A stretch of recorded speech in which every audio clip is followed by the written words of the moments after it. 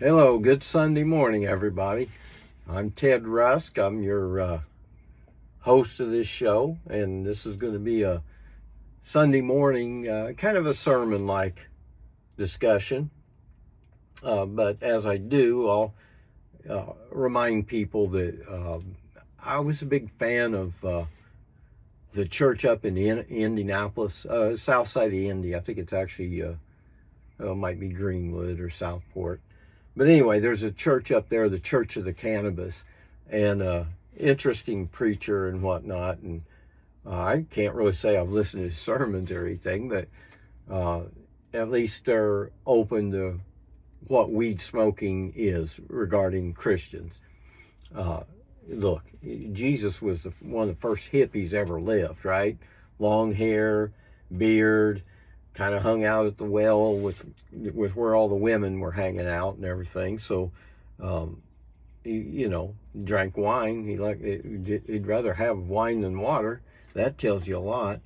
All right. So, anyways, the first thing we're going to do here is get our little pipe packed up, have a little shot of some good old-fashioned, if there's such a thing as good old-fashioned. This is some, what is this, sativa? Yeah, Stilsey or something like that. I'm not sure how you pronounce it. You know, one of these young folks, they always got names on their shit you can't pronounce, and it's got letters with missing parts to them, All of a sudden, the E, you don't have to have the vertical line. You can just put 3 slashes.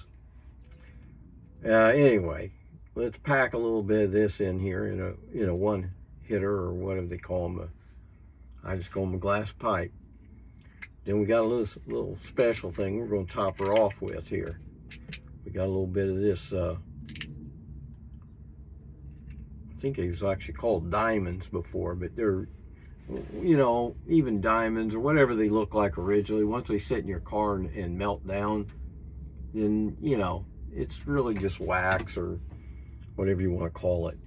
So we dig into this. We're going to put our little pipe down here, and we're going to dig into this with our dielectric screwdriver. Now, why this is important, and this is Klein, of course.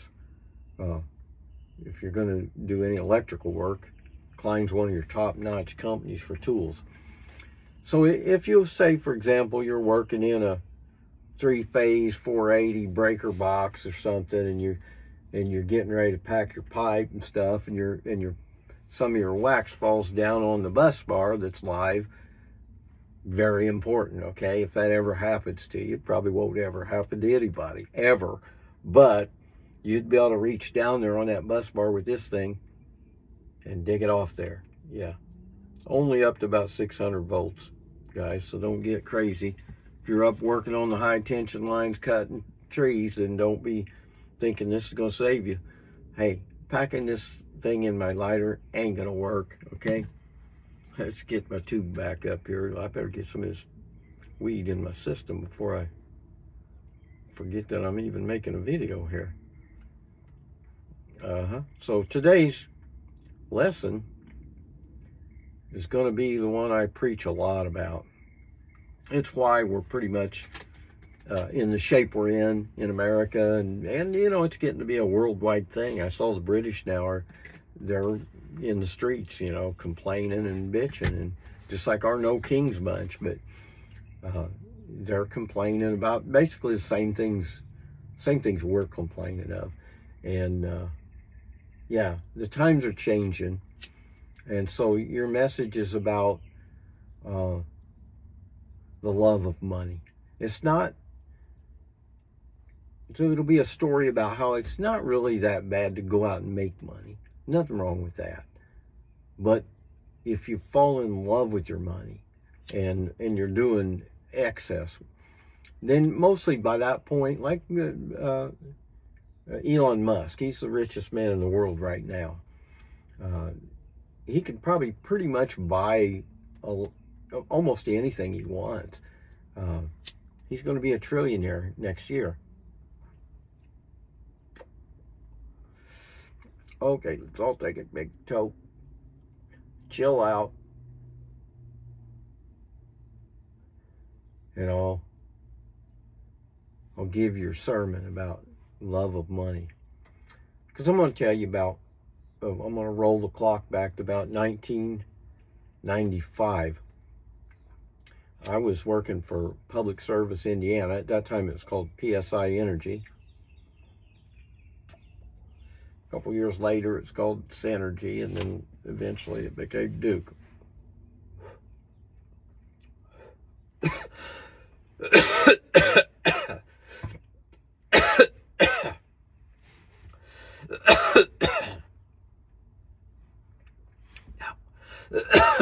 I'll be okay. Just need another hit. Maybe a drink of water. All right. 1995, I was working for PSI Energy, Public Service Indiana. And my last position I held there from 93 to 96 was, they called it line clearing coordinator when I first had the job. And then, of course, a year later, they vegetation management coordinator or something like that. Basically, we oversaw the tree crews that trimmed the trees around the power lines. Every power company has these guys out there because every area has trees. It doesn't matter what you're in, there's going to be trees growing. Even in a desert like California here, there's trees that get up into the power lines. All right, so anyway, these guys are everywhere, and I was the guy overseeing. All of my crews were Davy tree service crews. So by what they taught me and the training I got at Public Service Indiana, back in the day, they invested a lot in you. When I was in the engineering department, I learned all the everything from all the equipment to climbing poles to running trenchers and things like this. In case there was ever a strike, I was at that time I was hourly non-union, so I would have been the guy putting in service drops and whatnot.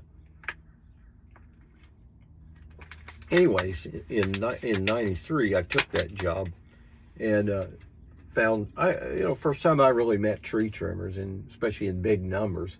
I go to their lot, there's 6 crews. It's going to be 12 or 15 guys all together doing the same thing, going out, getting ready to go out and cut trees.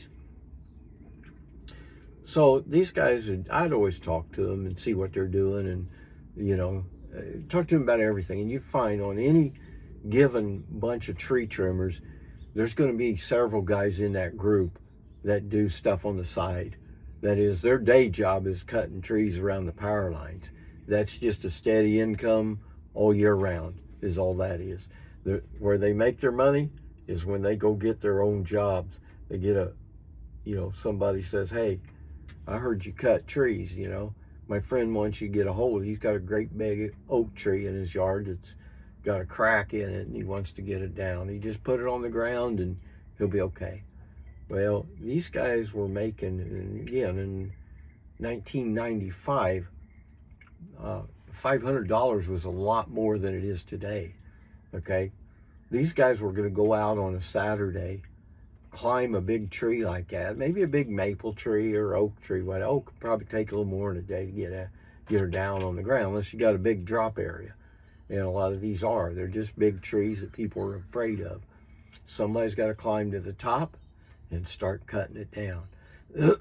So if you got big drop area and you're not roping things, yeah, you can get any size tree down in a day. But that's not most of the case. Most of the times it's hanging over a garage or a house, and you're going to have to at least rope some of it down. But the bottom line is, these guys were telling me that they were making $500 in one day, okay? Back at the time, I was making, I was a salaried guy with a good salary. I was making about $35,000 a year, or 36, something like that. And I had a company car with all the gas, and you could drive it on your personal time because your stickers peeled off the sides and everything. So you're not really driving the public service car now. You're just driving a white Chrysler. Well, we can't remember what those cars were. But anyway, I got interested in this, and I started asking. I had 4 separate districts. I started asking all the tree trimmers and the general foreman, the guys that I dealt with. I had a layer of management between me and all these guys. I had 2 or sometimes 2.5 general foremen. And I asked them, is this stuff true about this? These guys are really making $500 a day. Oh, yeah. Yeah, if you're willing to climb a tree and you know what you're doing, especially if you have to rope, if it takes you 2 days, you're still going to make $500 that day and $500 this day. So, yeah, they make that kind of money. So I went back and told my brother about it. I said, man, I think we might be in the wrong business. I said, working for these other companies like this. My brother worked for Hoosier Energy utility company. They produce electricity. Same thing my company did. And my brother's the one that told me before when I got out of college, go to the power plants. That's where the pay's the best. Yeah, the pay for taking a job is very good back in those days. Union, good money. So anyway, we investigated this a little bit, and I think the way it worked was my brother was always reading the Indianapolis Trader. It was back before we had the internet. You had this great big newspaper, big thicker than crap. 100 categories of things to buy and sell, and that's how you found, like, you want a 55 Chevy fender or doghouse or something. You're going to be getting on this thing and digging through auto parts, and it was big, it was cool. Your hands got all black from all the ink and shit, but that was part of it. And anyway, my brother, he always read those, and he'd get the Southern Illinois Trader. So he comes to me and shows me this ad in there. Tree service for sale, Lawrenceville, Illinois. And I'm like, well, you got to be shitting. Okay, we're in Washington, Indiana.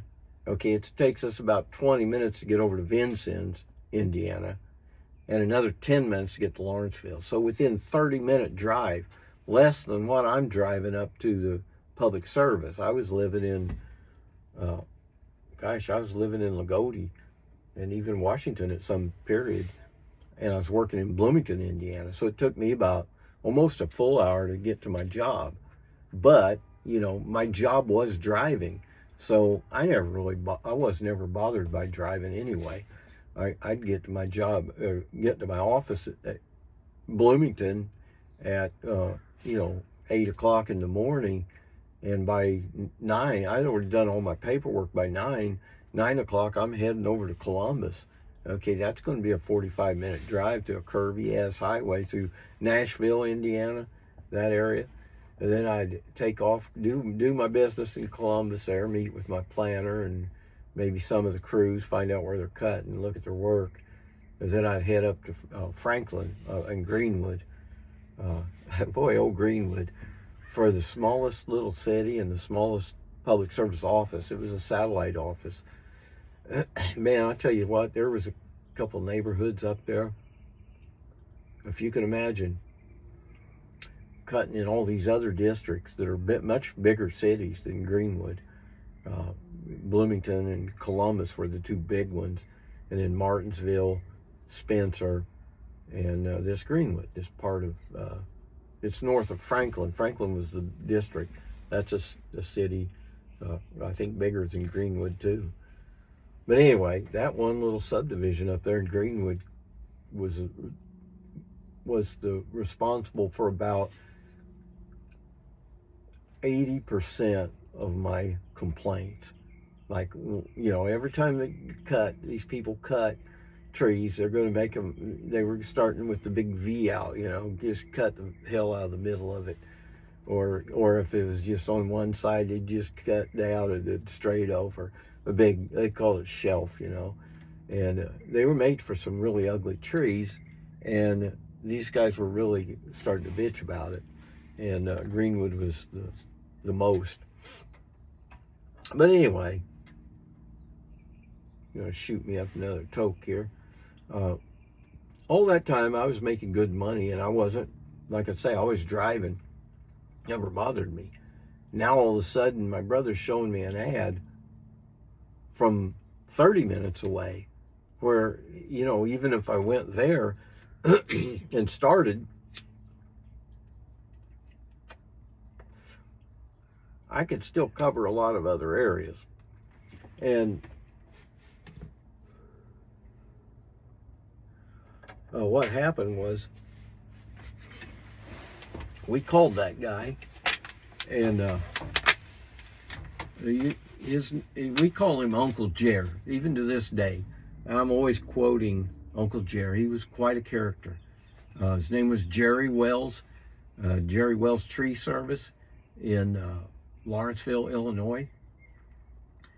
This was a guy with I think he wasn't well educated. I mean, maybe 6th grade or something. His nephew, who worked for us, had only made it to the 2nd grade, and he was a groundman for his dad after his 2nd grade. And this was all right there in Illinois, going on, back in the 60s and whatnot.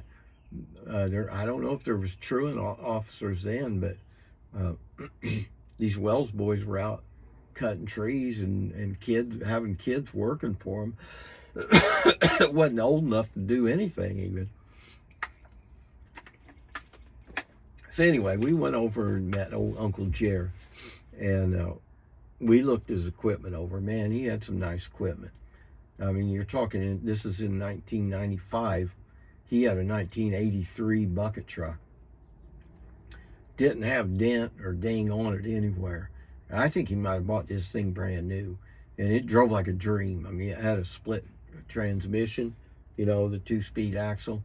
So, man, when you was flying down the highway and you pull up the old red button, you're cooking, man. You're moving on at 60 mile an hour.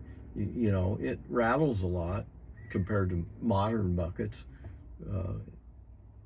but it was a good truck. It was a real forestry truck with 57 foot working height, and he had a chipper, a whipper chipper. It wasn't much really, and he had all the saws and ropes. None of it was extremely good. You could tell he'd been just doing bucket work. He wasn't jumping out of the truck climbing anymore. At that time, he was, I think he was about 58 years old, and he'd done that tree work for all of his life. And anybody that knows tree trimming, man, it's hard work. It's tough on your body. Now, the best thing you can do is, stay away from the alcohol and the late nights and the partying and burning through your money. Uncle Jer had done a really good job of not drinking, not partying, and because if you party, the next day you're not going to be productive on the job site, right? And plus, you maybe took the time off to party. Tree work, because of the seasonal nature of it, is better it's better to start really early and work fairly late, especially during the summer months. You may as well figure 12 hours a day and 6 days a week. I have bid jobs on Sundays, but I always tried to reserve Sundays for family and the day of rest, right? That's what the Bible says. That's why I did it. Well, I can't say I obey every rule. And that's what we're getting at. We're getting at this love of money. I got impressed when I heard what people could make. And then we talked to this Uncle Jer. We found this ad and called him, went over, met him. And he was telling us his outfit. He does all the work himself up in the bucket. But he's got 2 groundmen, because he's so fast at it. He's so good and fast that, he zip a tree, especially if it's a removal. He's got that thing down in 30 minutes if he's got a big drop area. And he's got 2 groundmen. He expects all that to be cleaned up by the time he gets out of that bucket. So anyways, we we looked the stuff over, crunched the numbers. He's saying 800 a day, and then his 2 workers. So if he pays his 2 workers $100 a day, he's left with 600. And I'm like, well, it's pretty much what everybody's telling me. That's the going rate. So anyway, we made him an offer, and we bought his outfit, and we hired a guy, me and my brother, hired a guy from Davey Tree that would manage it for us. Well, that wasn't a good decision. We caught him stealing within 2 months. But me and my brother, we was right on top of it. I mean, to catch one of your employees stealing that's remote, you know, I mean, we only met about once a week, and he's in charge of all this stuff. And anyway, he got into it with one of the employees and fired him. And that employee, the one that graduated 2nd grade, he called me up. He said, Ted, Jay's stealing from you. He said, that son of a bitch is, he said, you know, for Christmas, he got his 2 boys a couple shotguns from the pawn shop there in town. And we cut those trees. We shaped those trees up really nice. See if you got a ticket on that. Well, yeah, we didn't. We didn't have a ticket. It's like this guy was trading, he was doing his own bartering, which you'll find in the tree business is pretty damn common. A lot of cash money going through. Anyways, it was getting in the fall, and things were getting slower. We fired him, and I started running it. I was running it part-time. You know, it was tough, but like, I'd go do my public service in Indiana, and then Saturday I'd bid jobs. And, you know, if we got a job, I'd tell them, okay, I'll get you, I'll have you a guy over here, you know, Monday morning. And then I'd set Terry up with that. Can you go over there and do this? And anyway, it's a lot of work, you know. So by the time 1996 rolled around, our company, whatever it was by that point, Synergy, I think, they were having buyouts for employees. Hey, if you want to quit, we're willing to pay you. I can't remember how much it was now. It was 15. I'd been there not even quite 10 years. Yeah, it was probably $1,400 a year they were willing to pay, and I had 9 years in. And I thought, fuck, man, if I just take this money, that'll pay my bills the rest of this year. I'll just run the tree business full blast. So that's what I did. I told my boss, you know, I said, I'm gonna take off, man. I'm gonna collect this money and run. And he asked what I was gonna be doing. I said, I'm gonna go to cutting trees over in Illinois. And so anyway, we did that, and we started cutting trees. And again, we're talking about the love of money or greed. I don't know. Me and my brother were on the borderline. We were a product of our times. Okay, we were taught to be really aggressive in business. Back in the day when Uncle Jerry was in, he did Lawrenceville, and he did Bridgeport and Sumner, but he didn't go over to Olney very often. He did once in a while, but not often. And the same with Robinson, Mount Carmel. He never went into Indiana. He thought that was a whole different world. But anyway, he would go there in Mount Carmel, even though there's a guy in Mount Carmel, there's a guy in Olney, there's a guy in Robinson. There's one guy or family that's doing 90% of the tree work there. So if you don't like that guy, or that guy tries to overcharge you, you call some out-of-towner. And Jerry said he never really ran across any troubles. And, you know, I assumed, no, nobody's going to come up to you and kick your ass for, you know, being the competitor tree service. That's not going to happen. So we put ads out in all those little towns.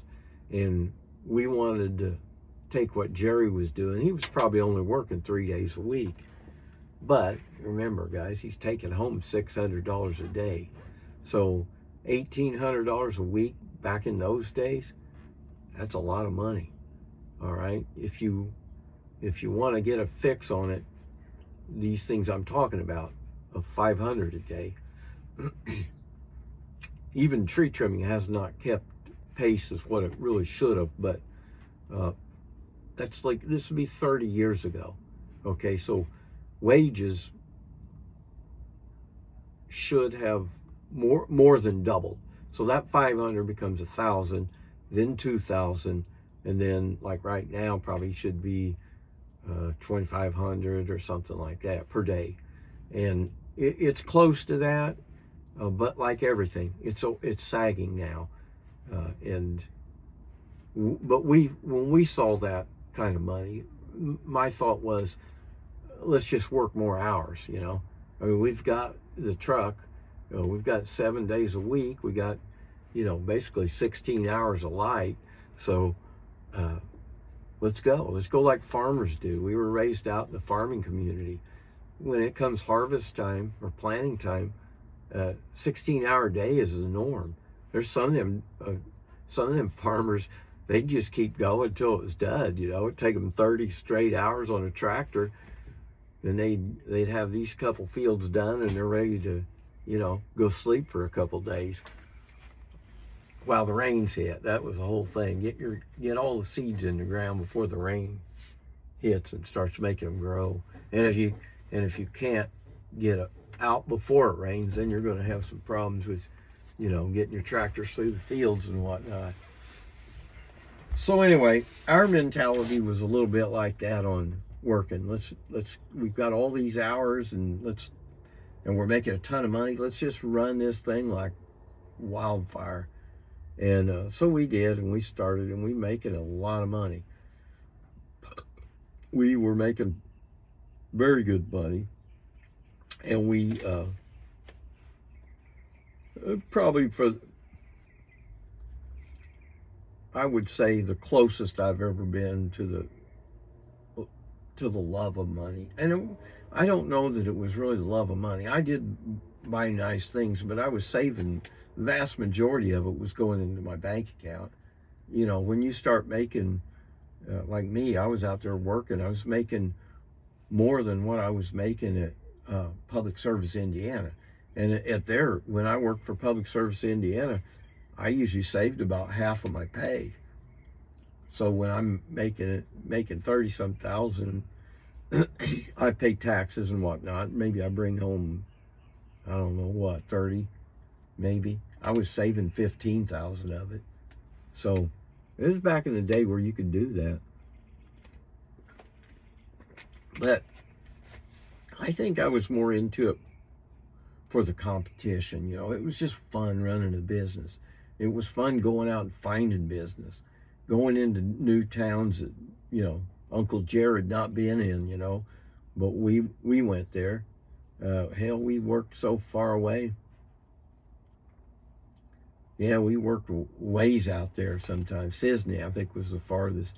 If you Google that map and look at Lawrenceville, we worked down at West Salem a lot, but Sisney, at Cisne,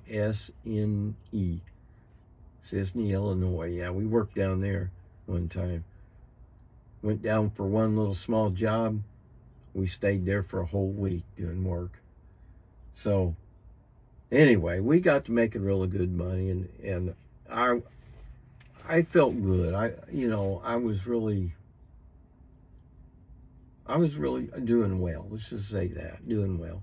But I really didn't know I was doing well. I never was bragging much. I never bragged about what I did make, or what kind of work we were doing or anything. I was just a guy that bought a tree service and we're cutting trees, and so we were raised kind of in a farming area and an Amish area too. So I suppose most of the time I could say I was a minimalist. I didn't buy everything, like a lot of guys would have done. I didn't have a boat and a jet ski and, a snowmobile that you're only going to use a month out of the year if it does snow that year. There's guys like that, just load up on toys and whatnot. I never did that. We just kept plowing our money back in.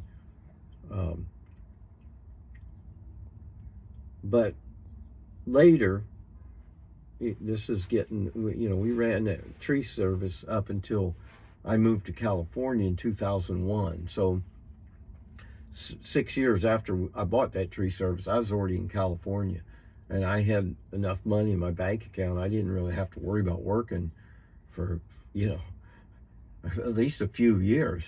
And I started having fun and having a good time out here. And I think that's when I started realizing about the hippie life.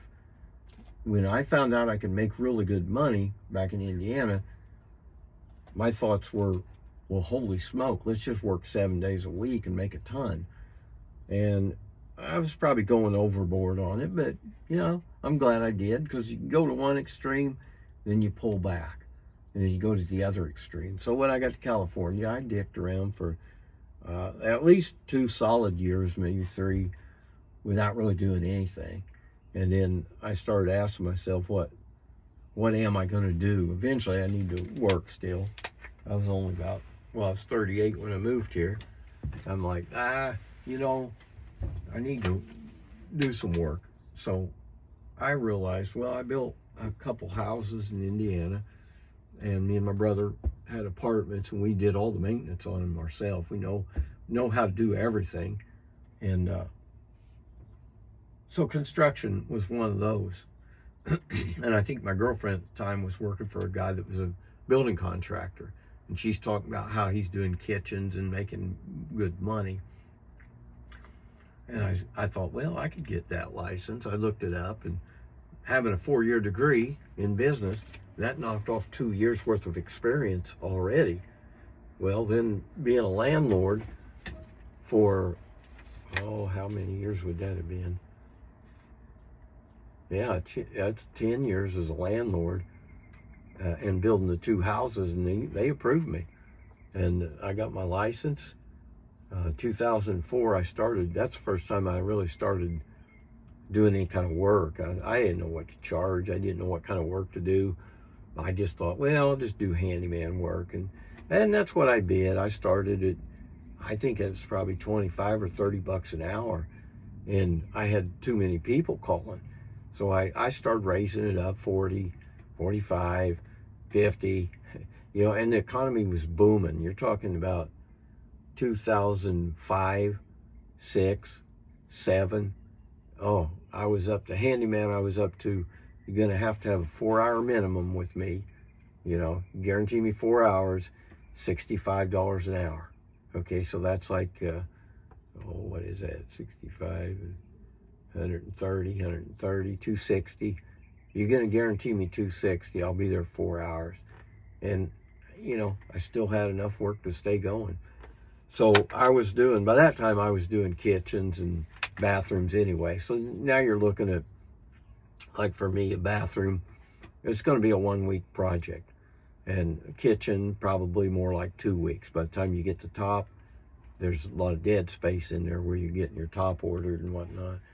So anyways, I was working really, really good then. What I learned from the tree business was, if you're too busy with your work, that is, you've got too many people calling, wanting you to come over and do their job, you probably need to raise your prices. And that's where I was at back then, is just, I just kept raising prices till I don't even know if I was at the top. And then we had 2008, right? Total setback. You're talking about, 2 of my jobs canceled. I didn't stay booked up more than 2 or 3 weeks at a time, because I always knew I can get jobs anytime I want. Click of a button on the internet, buy a couple leads, go meet the people. Anyway, I had 2-week jobs, and both called and canceled within that first week after the stock market tanked. And the phones quit ringing, the referrals quit coming in. It was rough. It was a rough time. And that's when I realized, you know what? I may have to move back to Indiana and just maybe get in a different line of work again. And I said, well, before I do that, I'm having a lot of fun out here. Let me go back like I'm starting over again. So I went to Craigslist and I said, licensed building contractor, um, willing to work for, I think I went down to $40 an hour, something like that. So all other contractors, they didn't have that flexibility to build just $20 an hour just in 1 week. But, you know, I mean, think about it. If I work 40 hours at $40, that's $1,600. That's still pretty good money for 1 week haul.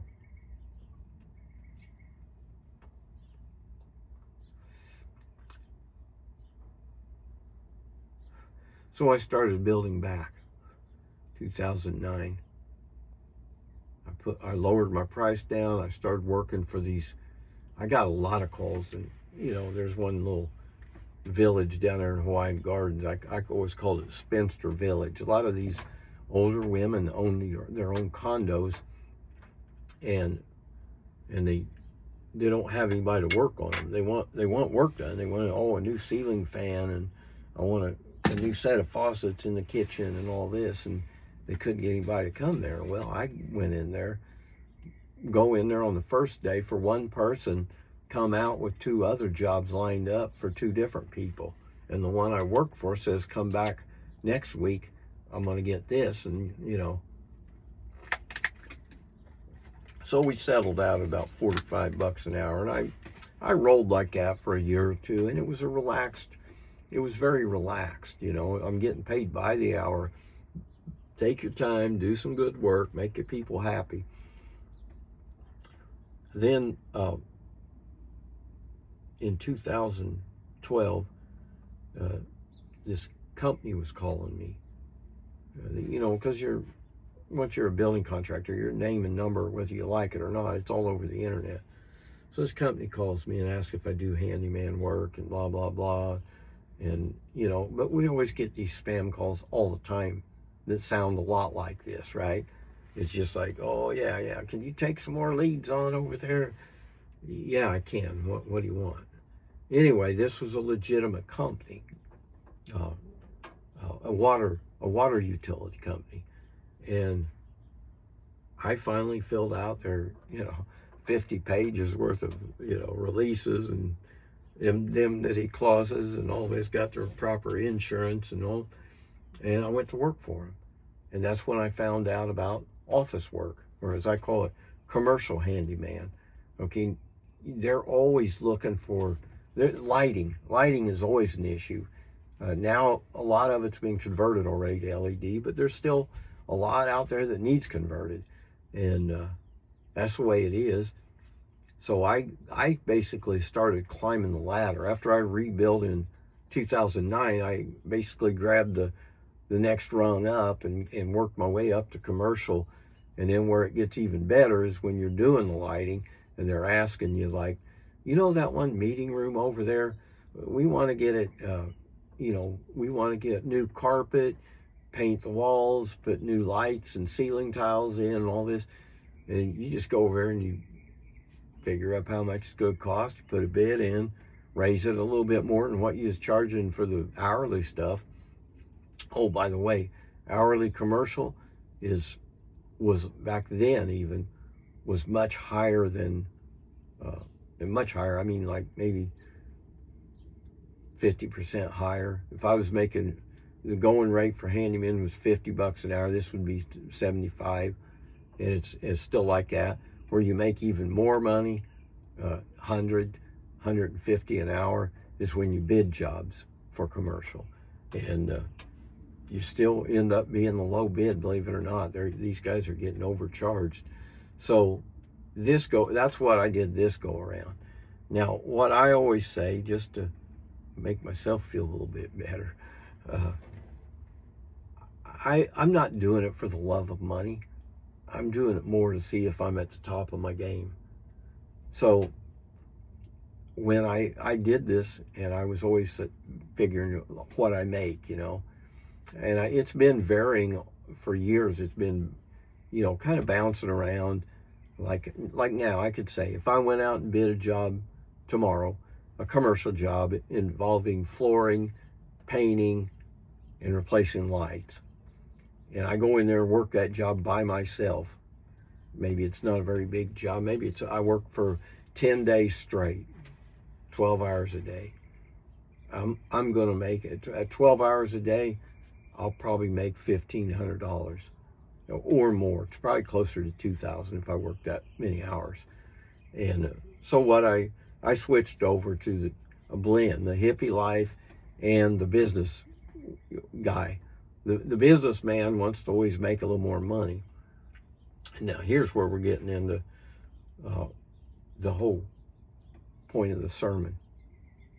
We've spent about 40 minutes telling you about what I've done, and then I've always strove. I was always the kind that would strive for more money, mostly to say something about my success. Am I really mastering this process? And look, I went back to Indiana, got back in the tree business again in 2023.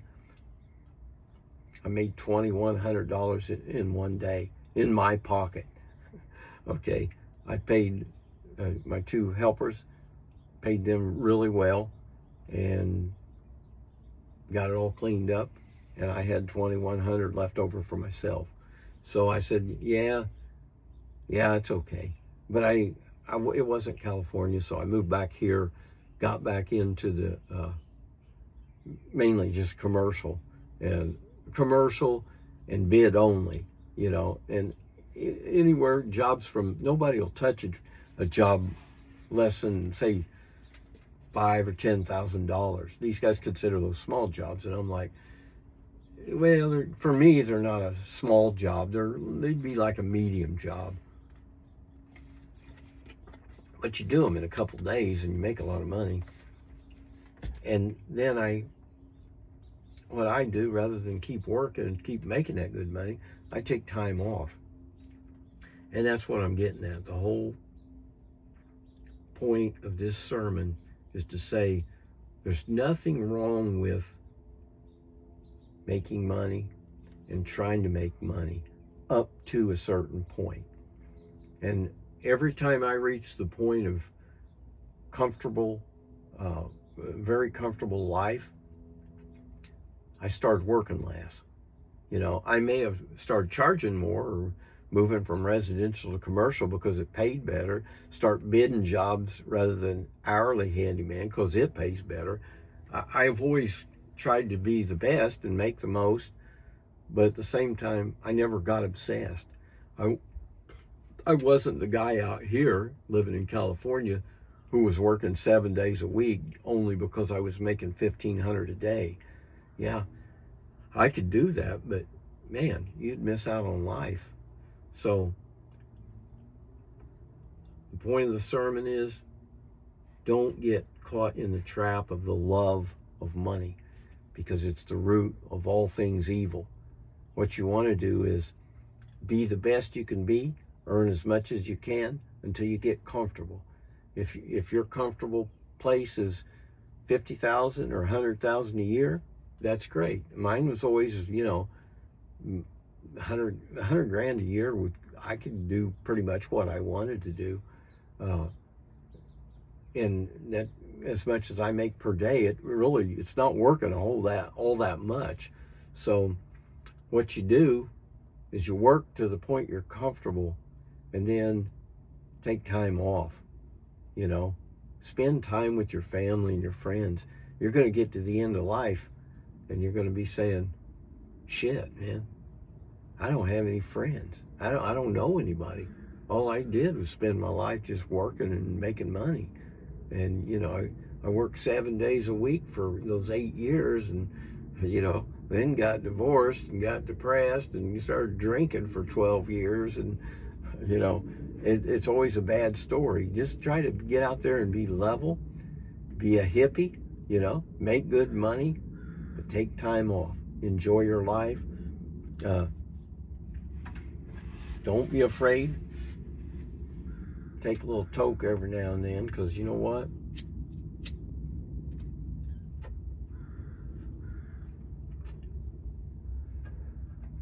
I'll bet you Jesus smoked weed. That's what I'm thinking. I don't know. I don't know if it says in the Bible or not, but he was a hippie, okay? So your message is what Jesus would have said about making money. He's also a building contractor, right? He's a carpenter. He probably charged, just enough to get by. The people he's rehinging their door, and they're going to feed him a couple meals and give him a little bit of something to get on down the road. That's pretty much what I've been doing all my life. Whether it was trees or construction, that's what I was doing. Getting on down the road with a little money in my pocket. So, anyway, till next time, I hope you can learn something from this and, take the lesson with you. Hopefully you're good and stoned by now anyway, and you've been able to listen to all this 48 minutes of rambling, or 45 minutes, whatever it is. And I think I'll grab me a little bite to eat here, and then I think I'll cut me another video. So remember, when I say the love, it's not money itself that's bad. It's not liking money. It's not wanting to make money. It's when you become obsessed over money. That's the root of all things evil. So, peace out. Love thy neighbor. And I'll see you next time. God bless.